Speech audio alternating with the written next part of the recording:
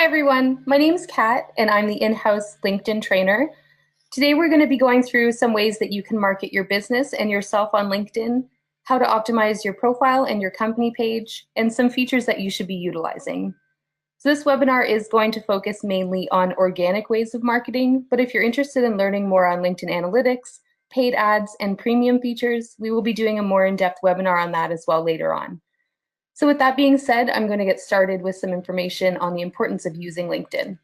LinkedIn is the largest professional marketing site with 500 million users, at least the last I checked, and 40% of LinkedIn users use the platform daily. The site is growing in usership, and they've been adding many new features and improvement over the last couple years. And that has brought engagement up significantly and added some things that you can really benefit from for your company and for marketing yourself and your brand on LinkedIn. So I'm going to start off the webinar by talking about how you can optimize your LinkedIn company page. Starting with branding and brand recognition, there are two important visuals to be aware of in your LinkedIn company page, those being your logo and the banner image. You'll want to make sure that the branding across all of your social media channels is consistent as far as using the proper logo, messaging, and colors, and make sure that your logo is included in your profile image and that your branding colors and messaging is displayed within the banner image. You can also use your URL, or rather include your URL and central phone number in your banner image and include a call to action, a tagline, or a hashtag as well. In addition to your primary banner image, you can create a banner image to showcase an upcoming event or a product launch, or share your company culture with photos of your team and stuff that's happening around your office. And these can be switched up incrementally when you have these events coming up and when you want to showcase something new. So when it comes to your company description, it should speak directly to your prospects. And while it is perfectly acceptable practice to just transfer the About section from your website over to your company page, if you want to improve upon that and stand apart from your competition, use this opportunity to tell your story and speak directly to your page visitors. You can include some pain points experienced by your ideal clients, address how you can mend them, and speak to your company's values and expertise in this section as well. So Google will also preview up to 156 characters of your page texts. So it's important to make sure that your description leads with some powerful keywords that best describe your business, your expertise, and your industry focus in this section. As far as the content on your company page updates are where a lot of people do tend to drop the ball. So just like with other social platforms, these need to be posted at least once, but ideally 2 to 3 times per week, with content that's going to draw people to your page. And this will help keep your page relevant. You can post directly to followers of your page, or you can even sponsor your content so that it's seen by people who are not yet following your page. And a great idea for content strategy on LinkedIn is to post something that will keep people coming back to your page, like a series of 5 to 10 tips or tools, maybe a series highlighting your team members or your clients, some weekly productivity hacks, countdowns to top 10s, or any other topics that you might find fit your brand. It's a great way to link things back to your website to try and increase your traffic. You can make a special event and post quarterly or on a seasonal basis. So posting a series will encourage people to come back to see your next post. And it's also going to allow them to scroll through the past posts and see more of your content that they might not have been aware of otherwise. So make sure that in all of your content on LinkedIn that you're being helpful and informative, and try not to be salesy. At least 80% of the content that you're posting should be informative, and no more than 20% should be selling. And that's not to say that you need to have 20% of posts on your LinkedIn company page selling a product or service.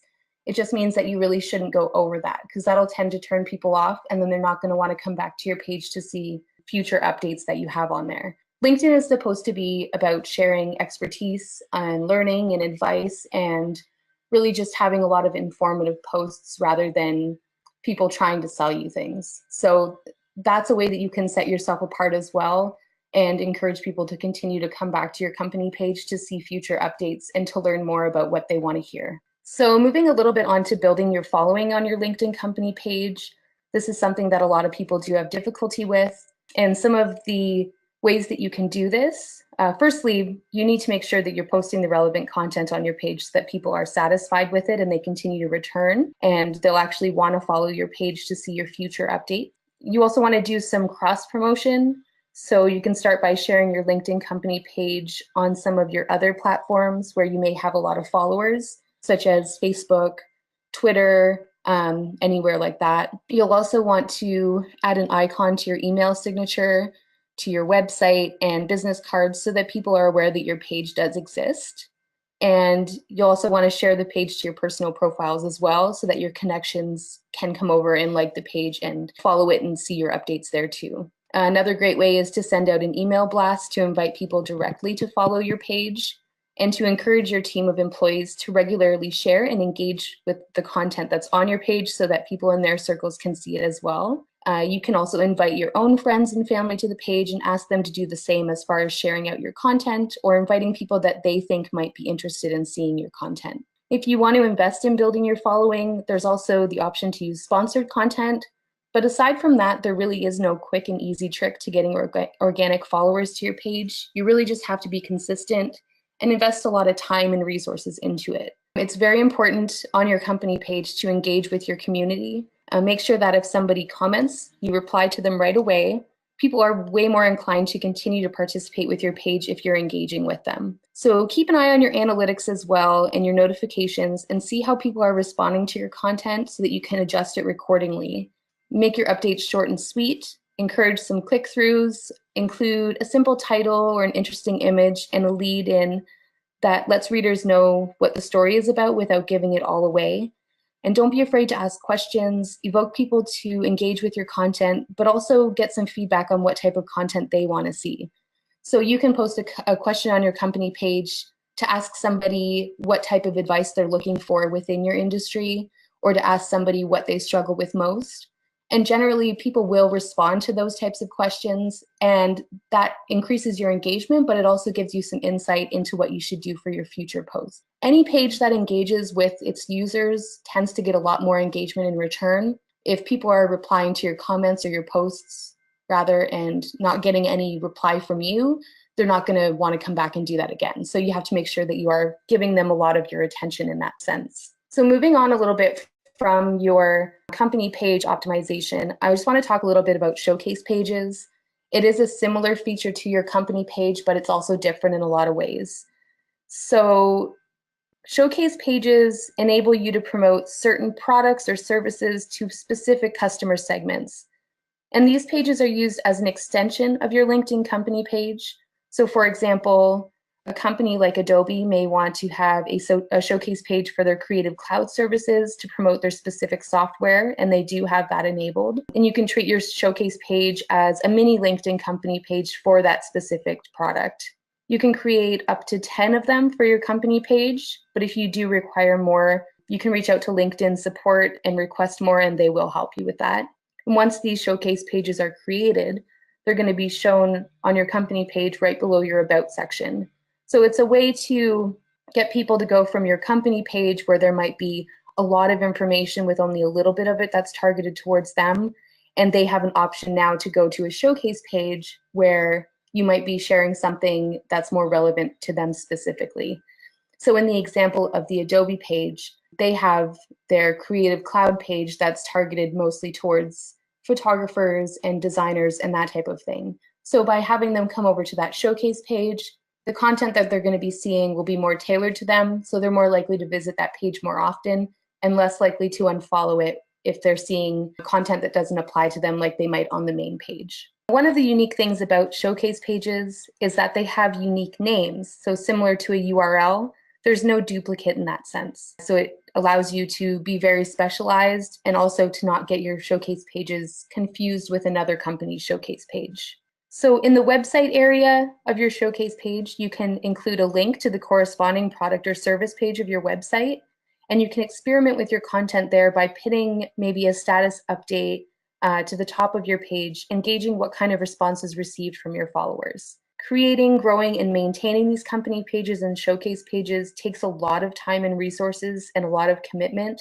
So you can't simply set them and forget them. You do need to follow up and do a lot with those pages to make them successful. And if you wanted to create a showcase page for your company, you can simply navigate to your LinkedIn company page, open up the admin tools on the top right corner, and it'll bring down a drop-down menu where you can then create that page. So here's just an example of where you might find a showcase page.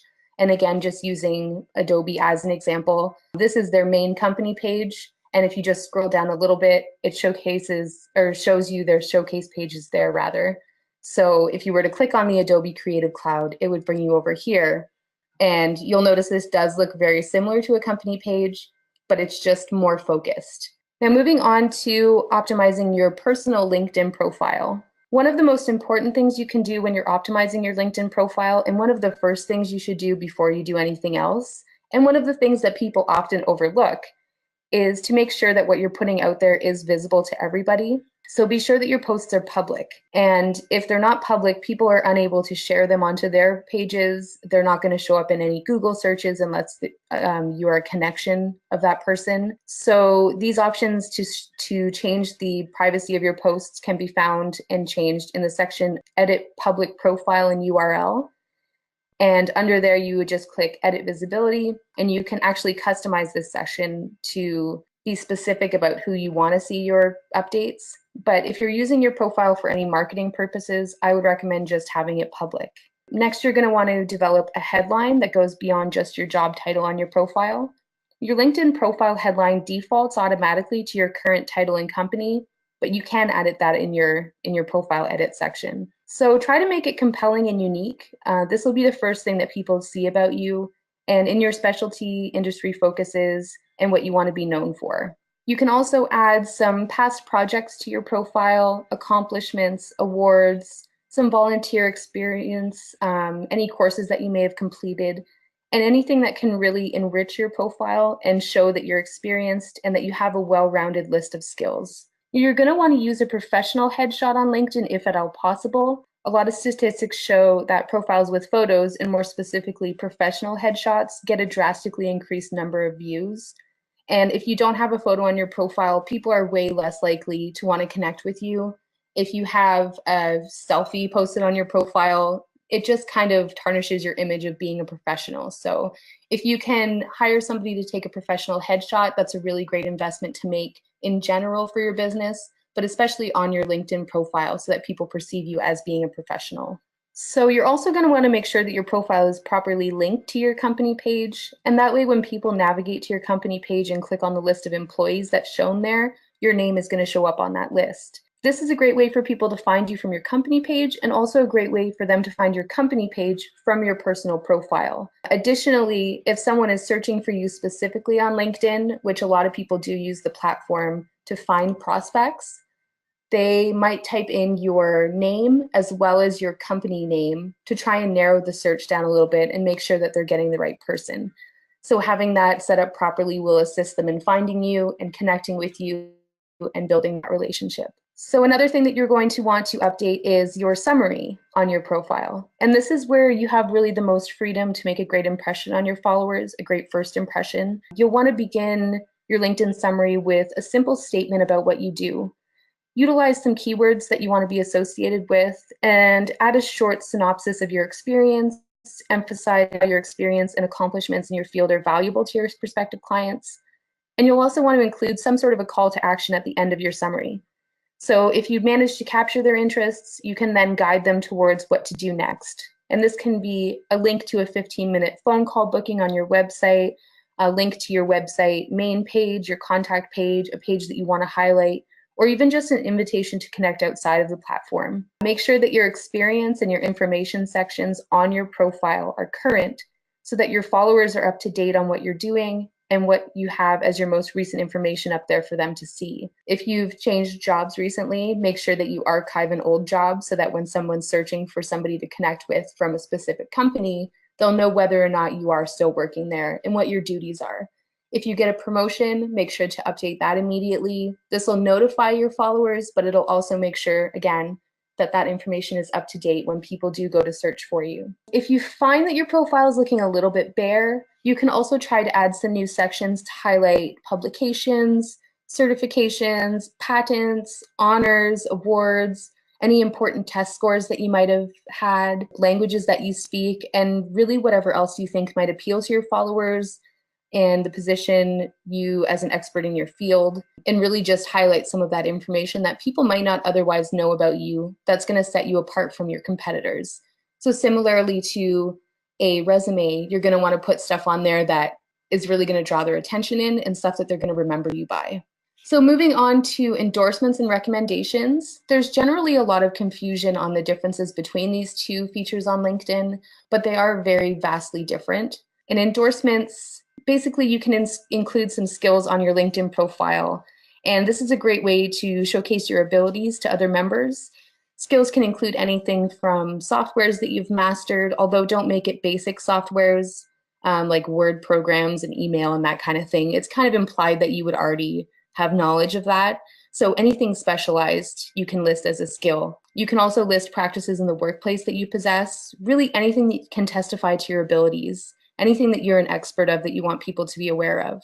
And getting other people to endorse your skills will really allow you to provide some social proof on how you manage them, and it gives your claims some weight. So if you are well versed in a certain software, getting people that you work with or people that you've had as clients to endorse that will just prove to your readers and your followers and potential followers that you're not just making an empty claim, that people are actually backing that up and saying, yes, this person is an expert in this software, or yes, they do possess this skill. It's up to your connections to give you your endorsements, but you can solicit them by asking through a direct message or by endorsing some of the skills that your connections have on their profiles as well. And that'll encourage them to return the favor and to come over to your profile and in turn endorse some of your skills too. I would definitely suggest asking your colleagues and your team members to endorse you for some of your skills. People are way more inclined to take the time to do something if you approach them about it. And your skills can be managed from the edit profile section. So that's where you can add them and you can remove them if they're no longer relevant and that type of thing. So moving on from endorsements, recommendations are, as I said, vastly different, but they fall into the same category as just basically giving some social proof that you are somebody that we would want to hire or that we would want to connect with or who's an expert in your field. So recommendations are different than endorsements, but they can be coupled with them to further show proof of your expertise. And you can request a recommendation formally from a colleague or a client on LinkedIn by navigating to their profile, selecting the More icon next to their name, and then selecting Request a Recommendation.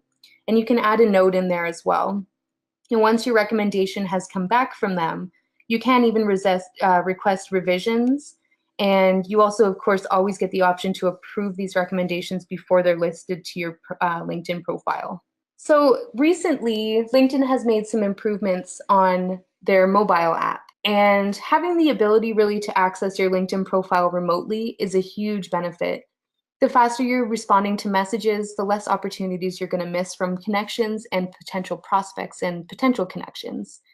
So LinkedIn does have a pretty great mobile app that allows you to do most of what you can do from the desktop site with just a few exceptions. And the major things that are missing from the LinkedIn mobile app are the analytics and the ability to use LinkedIn Publisher feature. Additionally, some features available in LinkedIn require downloading additional apps to use. So for example, LinkedIn Groups, Sales Navigator, LinkedIn Learning, and the Recruiter feature, these all have their own separate apps to download. So if you are going to download all of the apps, just a recommendation to make a folder on your phone and store them all there, at least until they're able to come up with one app that provides you access to everything in place of these. So one thing, however, that you do have exclusive access to from the app that you're not able to access from your desktop is the ability to upload videos directly to LinkedIn.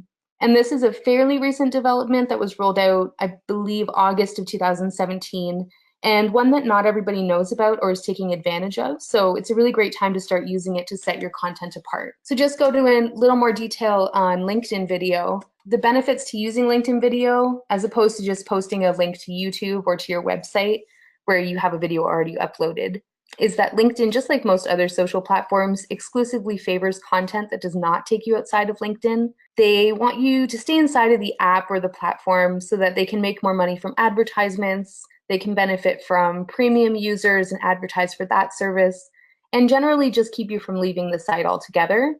They really want you to, spend as much time as you can on there. And as a result, they do favor content that is native to LinkedIn, like LinkedIn publisher posts as opposed to blog posts, and photos uploaded directly to the site as opposed to photo links, and of course, native LinkedIn video rather than something that's stored on another platform. So it's no secret, obviously, that video content on social media platforms does get more engagement and is shared more often than other content. So I'll just go into a little bit of detail on how best to use LinkedIn video, especially for marketing and business purposes. So simply to access the feature, first of all, as I mentioned before, you do have to be using the mobile app, and it is pretty straightforward. So on the home page of the app in the top right corner, you'll see two icons, and one of them is a camera and the other is a video icon. And if you don't see both of these icons, you may just need to update your app. If you haven't updated it recently, you probably won't have this feature available, so just make sure that it is always up to date. And if you click on either of these icons and be sure that you've given the app access to your camera as well, a page will open up with the options to either take a new photo, take a video, or upload something that's already been recorded that would come from your camera roll or one of your albums. So when posting your videos, make sure that you're adding links to the description, tag people if you mention them, and use hashtags if it is relevant. So if you're attending an event and they have a specific hashtag that they use, do include that in your video, and that way other people at that event can find that video. And then, of course, if they've met you there, they'll want to connect with you as well. You can also include some talking points in the description to encourage people to watch. So just to let them know what the video is about. And again, without giving away too much, just sort of give them a little brief overview of it. Videos, of course, as well. 3 minutes is ideal for a video, just so that you're not losing attention from somebody, but it's also long enough that you have time to go through and make it valuable for them. So some uses of LinkedIn video. You can pre-record a professional video and have it edited as well. And this can be used to showcase your products or services or share a client testimonial, just that kind of thing. Something that you may have hired somebody to come to your office and do. You can just download these from your website, or from another platform, and then upload the content to LinkedIn from there. And if you're using this type of video, try to use a video that has burned in closed captioning, since they do play muted by default, and there's no option to add captions on LinkedIn. As far as a video for event coverage, a great use of this feature is to upload real-time event coverage to your LinkedIn profile. So if you're speaking at an event and you'd like to show your followers maybe a little snippet of that, or if you just want to let people know that you're attending, that you're there, maybe start a conversation with other contacts that may be at the same event, show people around with the video and upload it immediately. So you can tag other users when you post the video again, or add relevant hashtags that are specific to that event so that your content does show up when people search for these hashtags. If you want to use a video to share more about yourself, you can upload maybe a short biography, tell your story. People really love getting an inside look into you and your company, and video is a great way to tell that story. So you can even go around the office and introduce some of your team members. Make sure to tag them in your description when you upload the video so they're notified, and they have the option to then share it with their circles as well. Another use might be posting some productivity hacks, some tips, some question and answers, and content that, again, like we said before, would be reoccurring and valuable to your followers to keep them coming back for more and make them more inclined to click on your future videos. Another feature, of course, that you can use is posting some sort of an interview. So if you were to interview a client or maybe a staff member, share their experience with your company and give some social proof to your followers as well. There's really infinite ways to utilize video. So just keep in mind what your viewers may want to see. Always make sure that you're being professional, but don't be afraid to also be personable and share some content that showcases your company culture.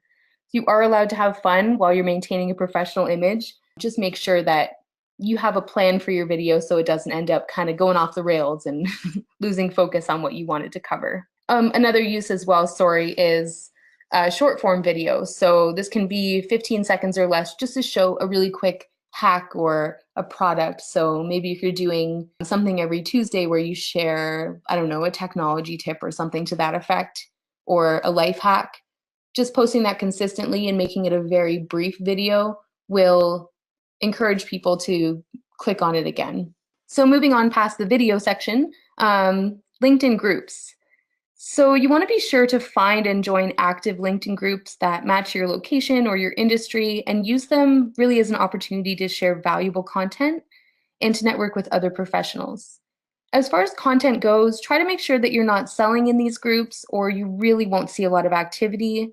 And if you find a need that isn't already fulfilled by a LinkedIn group, you can even try creating a group yourself. Just know again, like we mentioned before about the company pages, that it is a lot of work to build membership, and this isn't the type of thing that you can really set and forget. So you're going to want to send out maybe an email blast inviting people to the group, invite all of your contacts that might find it useful, and really make sure that people are getting a lot of value out of what's posted there. That's really important because LinkedIn groups especially, people don't want to see people selling in there. It's mainly just to position yourself as an expert in your field, keep your name on people's minds, and build some really valuable relationships that you can then turn into maybe prospects or get some referrals from those people down the line. So I'm just briefly going to touch on analytics here. You really want to pay close attention to the data that you're gathering from LinkedIn and adjust your posting schedule and content accordingly. So if you're noticing that posts that you're putting out with certain types of images are getting a lot more feedback than other ones, or if something being posted at 9 a.m. is getting a much better response than something that's being posted at 5 p.m. And this does vary based on your industry, so there's no magic formula. But you want to adjust your posting schedule and your content for the future based off of those analytics. And I would definitely suggest checking in weekly and monthly to see how your posts are performing. There's a lot of different things that influence whether or not people are engaging with a post or whether or not they're seeing it. And that's data that you can gather over a longer period of time, even a few months, even a year maybe sometimes, just to find out what your audience really is responding to best. And also to make sure that the people that you're targeting are the right people that you want to target and they're in your market, people that might be interested in your services. If you're getting 100 people who are responding to a post, but none of them are people that you want to connect with, then you are going to want to adjust your content. Another way to test effectiveness, of course, is to pin certain posts to the top of your page. And that way, when they go to your page, it's the first thing they're going to see. So you could have a certain post pinned to the top of your page for a month and examine the analytics afterwards and see, okay, 300 people saw this post, but only one person engaged with it. So what can I change about that to make it better? Use the data from your analytics to establish a baseline target and then create some short-term and some long-term goals to work towards as far as getting engagement and getting people to share your posts or getting them to contact you. So impressions, interactions, and engagement. Those are three, I think, of the main aspects of your analytics. Impressions are the number of times each update is shown to LinkedIn members. So this is similar to the Facebook reach. This is just how many people have scrolled through their newsfeed or gone to your page and seen this post. It doesn't mean they've read it. It doesn't mean they've clicked on it. It just means that it has shown up somewhere in their feed. Your clicks are the number of people who click on your content, your company name, or your logo. This does not include interactions with your posts. Your interactions, however, are the number of times people have liked your post, how many comments have been left, and how many times it's been shared. And then your engagement is a percentage, and this percentage shows the number of interactions plus the number of clicks and followers acquired divided by the number of impressions. So this is basically a number that shows you the percentage of people who have engaged with your content in some way based on how many people it's been shown to. So some of the benefits of using LinkedIn Analytics for your company. The key to engaging your LinkedIn audience is knowing as much as you can about them. In the LinkedIn Analytics tab, there is an option to see the age of your followers or the people who are engaging, their gender, their location, what mobile or desktop platform they're using to see your content, all that kind of stuff. And having that information will really help you not only to adjust the time you're posting, where you're posting to, all that type of thing, but also the content itself. So you can replicate your success by viewing analytics from specific posts to see how they stand up against other methods and adjust future posts, like I mentioned before. So check for some similarities in the content, the topics, and what call to action was used. And again, the example, if a certain type of image is really being viewed a lot and you're getting a lot of response from that, you're going to want to use that, an image that's similar to that in nature for future posts. If you have a call to action for people to click on your website and you find nobody's clicking on your website, you're going to want to adjust that call to action as well to get them more interested. Maybe by offering them a free download of an ebook or a discount if they come over to your website right away, or just evoking some emotion from them or letting them know that there's a special offer or something very valuable to them that they'll find by clicking on your website. A great thing about LinkedIn Analytics is that you can really visualize your data. They have a various amount of charts and graphs that allow you to see everything in more than just numbers. And to find out what your demographic is responding to, your content, and target them via LinkedIn ads, analytics are great to find out exactly who you're hitting now and who you're not hitting, more importantly, so that if you are doing a LinkedIn ad, you're going to know who you want to target with that ad. And here's just a quick view. This page obviously isn't set up yet, but this is just what you might find in a company page as far as your analytics go. So it's going to show you the likes that you've gained in the last 30 days, comments, shares, and follows. And that's sort of just an overview of everything that's happened on your page. And this is the part where you can choose what you want your graph to display. So with whether you want to see impressions, clicks, shares, followers, that social engagement percentage, you can see all of that here displayed in a graph.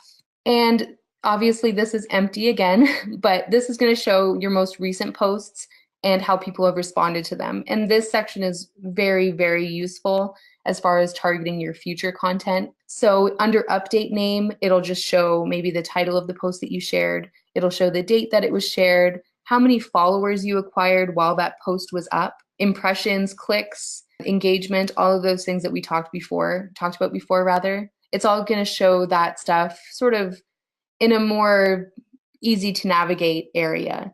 And you can sort those by which post performed the best or which one maybe needed some help and that type of thing as well. So thank you very much for tuning in to this webinar. If you, again, are looking to learn more about specifics to do with LinkedIn ads, any of the premium features and that type of content, we are going to be doing another webinar that goes more in depth to those features.